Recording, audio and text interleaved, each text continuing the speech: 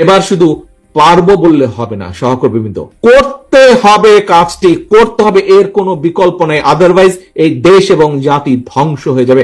আপনার দল আপনার সামনে আজকে যে স্ট্রেট কাট প্ল্যান আপনার সামনে উপস্থাপন করলো, দেখান তো পত্রপত্রিকা খুলে, বক্তৃতা বিবৃতি দেখান তো আর কোন রাজনৈতিক দল এই মুহূর্তে যারা বাংলাদেশে আছে তারা কোন রাজনৈতিক দল এরকম প্ল্যানিং দিয়েছে? কোন রাজনৈতিক ইয়েস, কোন রাজনৈতিক দল আপনাকে কোনো প্ল্যান দিতে পারে নাই, দেশের মানুষকে কোনো প্ল্যান দিতে পারে নাই, পরিকল্পনা দিতে পারে নাই যে দেশকে আমরা কিভাবে সামনের দিকে এগিয়ে নিয়ে যাব। একমাত্র বিএনপি আপনার দল দিয়েছে।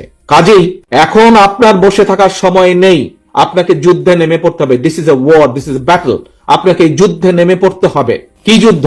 মানুষের পক্ষে, মানুষের জন্য, দেশের পক্ষে, দেশের জন্য। কারণ আমাদের কাছে প্রথম বাংলাদেশ আমার শেষ বাংলাদেশ, আমাদের কাছে সবার আগে বাংলাদেশ। এই যুদ্ধে ঝাঁপিয়ে পড়তে হবে আমাদেরকে। এবং এই যুদ্ধে যদি ঝাঁপিয়ে পড়তে হয়, এই যে দেশ গড়ার পরিকল্পনা, এই দেশ গড়ার পরিকল্পনা শুধু পরিকল্পনার মধ্যে রাখলে হবে না। বাংলাদেশে বহু প্ল্যানিং হয়েছে, কিন্তু প্ল্যানিংই রয়ে গেছে।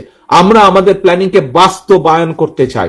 জনগণকে সাথে নিয়ে আমরা যেরকম আন্দোলন সফল করেছি, জনগণকে সাথে নিয়ে আমরা আমাদের এই 8টা প্ল্যানিং আমরা জনগণের সাথে আমরা বাস্তবায়ন করতে চাই। বাস্তবায়ন আমরা কাজ শুরু করব, আমাদের পরবর্তী জেনারেশন এটাকে কন্টিনিউ করবে। এটা সফলতার কোনো মার্ক নেই, এটা চলতে থাকবে।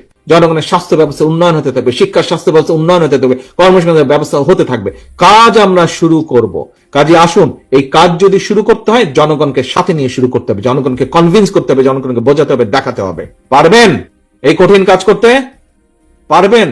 ফোল্ডারটা নিয়ে দয়া করে ছাপিয়ে ঘরে রেখে দিন না, ডেস্কের কোনায় বা আপনার স্টাডি টেবিলে বা খাটের কর্নারে রেখে দিন না, সাইড টেবিলে।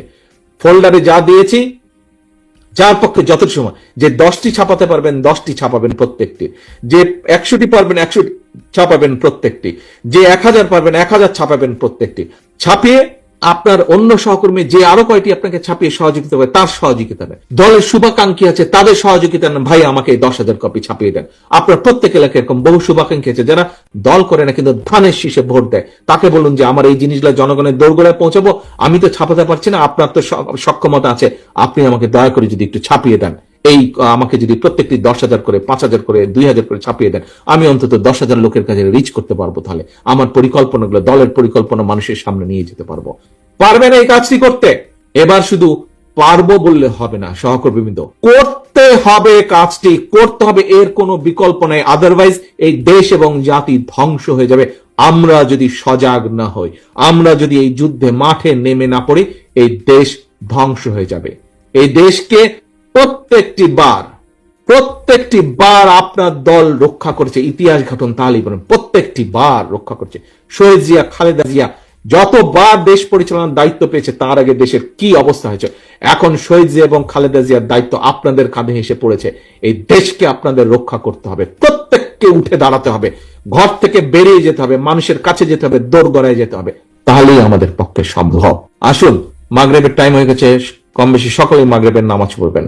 নামাজ পড়বেন, এলাকায় ফিরে যাবেন।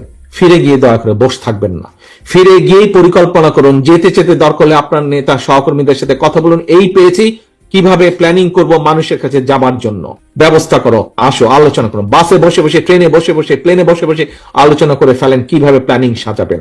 ধানের শীষকে জিতাতে হবে, এর কোনো বিকল্প নাই।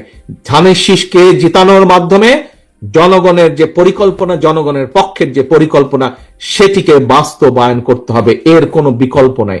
ধানের শীষকে জেতানোর মাধ্যমে দেশকে রক্ষা করতে হবে। প্রথম বাংলাদেশ আমার শেষ বাংলাদেশ, এবং সবার আগে বাংলাদেশ, নো কম্প্রোমাইজ। সাথে থাকার জন্য সকলকে ধন্যবাদ।